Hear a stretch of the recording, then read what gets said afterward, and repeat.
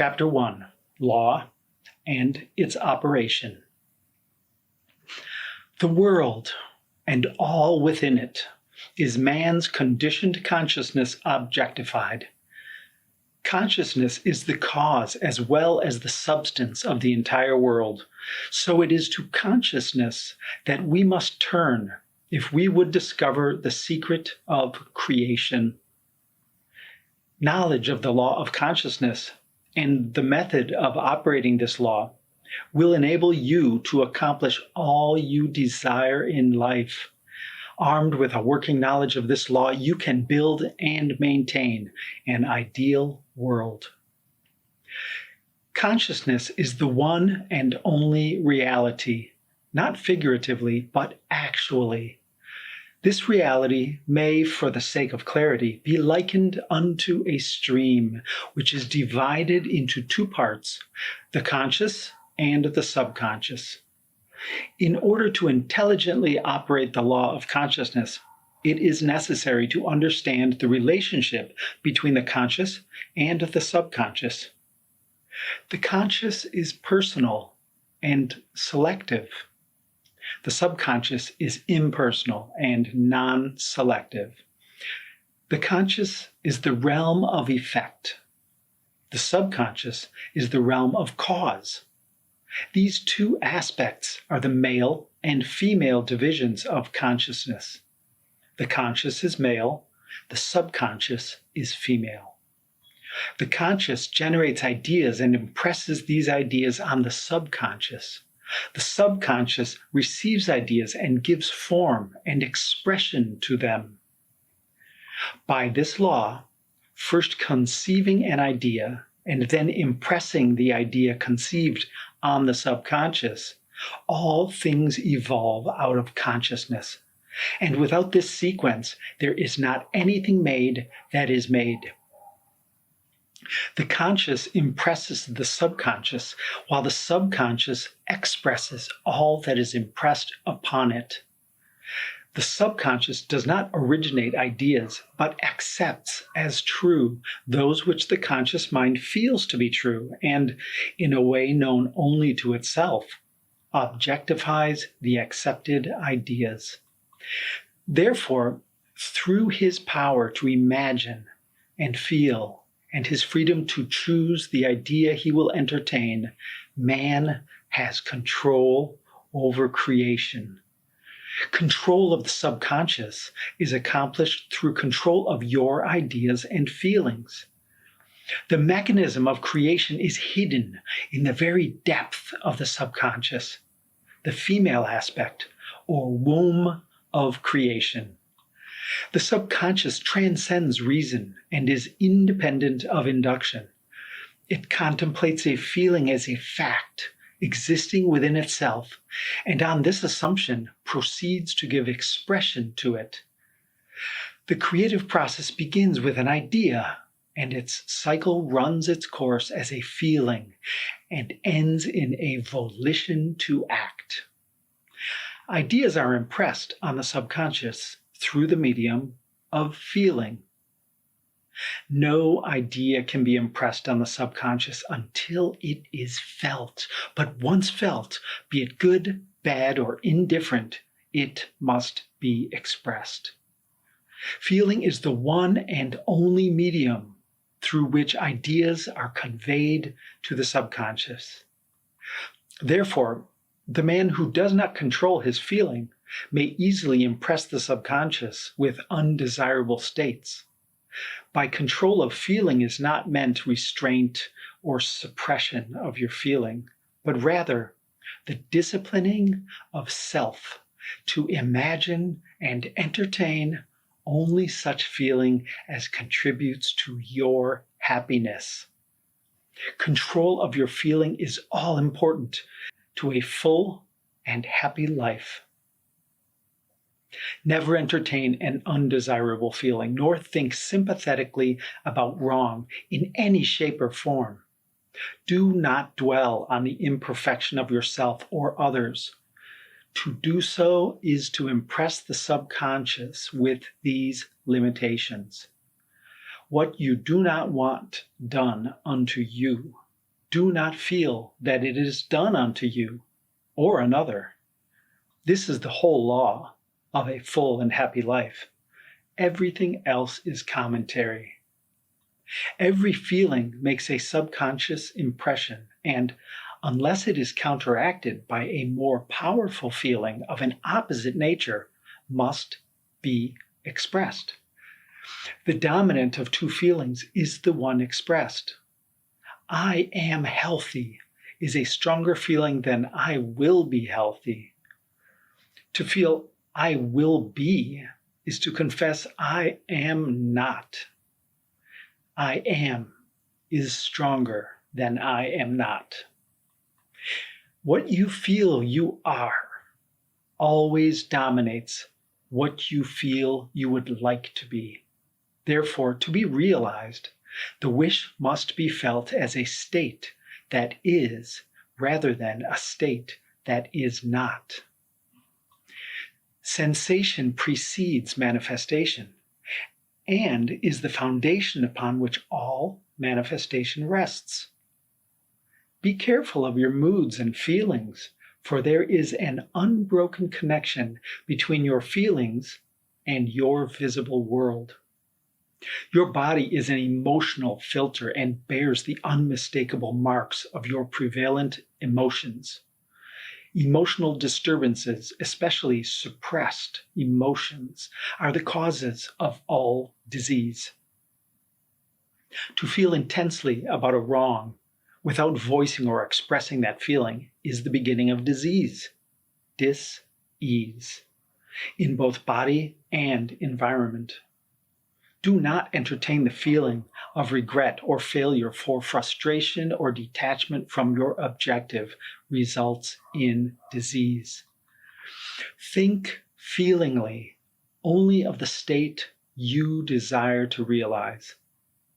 Feeling the reality of the state sought and living and acting on that conviction is the way of all seeming miracles.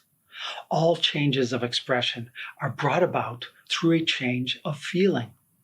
A change of feeling is a change of destiny. All creation occurs in the domain of the subconscious.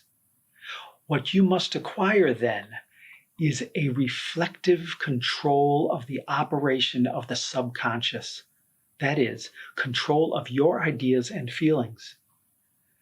Chance or accident is not responsible for the things that happen to you, nor is predestined fate the author of your fortune or misfortune. Your subconscious impressions determine the conditions of your world. The subconscious is not selective. It is impersonal and no respecter of persons. The subconscious is not concerned with the truth or falsity of your feeling. It always accepts as true that which you feel to be true. Feeling is the assent of the subconscious to the truth of that which is declared to be true. Because of this quality of the subconscious, there is nothing impossible to man.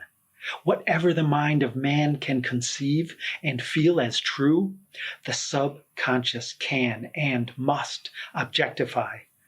Your feelings create the pattern from which your world is fashioned, and a change of feeling is a change of pattern. The subconscious never fails to express that which has been impressed upon it. The moment it receives an impression, it begins to work out the ways of its expression. It accepts the feeling impressed upon it, your feeling, as a fact existing within itself, and immediately sets about to produce in the outer or objective world the exact likeness of that feeling. The subconscious never alters the accepted beliefs of man. It outpictures them to the last detail, whether or not they are beneficial. To impress the subconscious with the desirable state, you must assume the feeling that would be yours had you already realized your wish.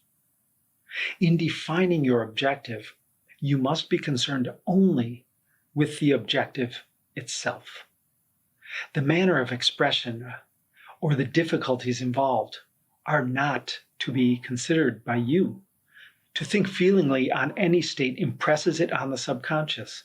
Therefore, if you dwell on difficulties, barriers, or delay, the subconscious, by its very non-selective nature, accepts the feeling of difficulties and obstacles as your request and proceeds to produce them in your outer world.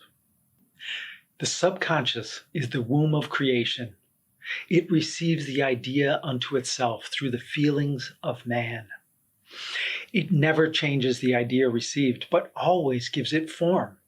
Hence, the subconscious outpictures the idea in the image and likeness of the feeling received. To feel a state as hopeless or impossible is to impress the subconscious with the idea of failure. Although the subconscious faithfully serves man, it must not be inferred that the relation is that of a servant to a master, as was anciently conceived. The ancient prophets called it the slave and servant of man. St. Paul personified it as a woman and said the woman should be subject to man in everything. The subconscious does serve man and faithfully gives form to his feelings.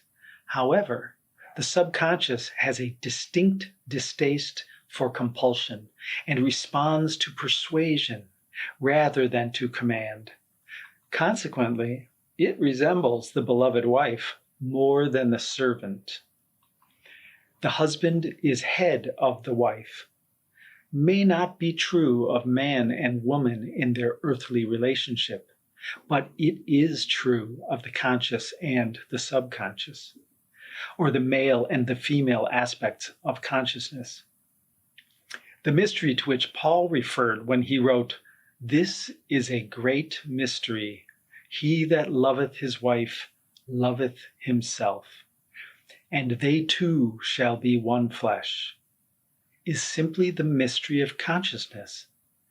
Consciousness is really one and undivided, but for creation's sake, it appears to be divided into two. The conscious, objective, or male aspect truly is the head and dominates the subconscious, subjective, or female aspect. However, this leadership is not that of the tyrant, but of the lover.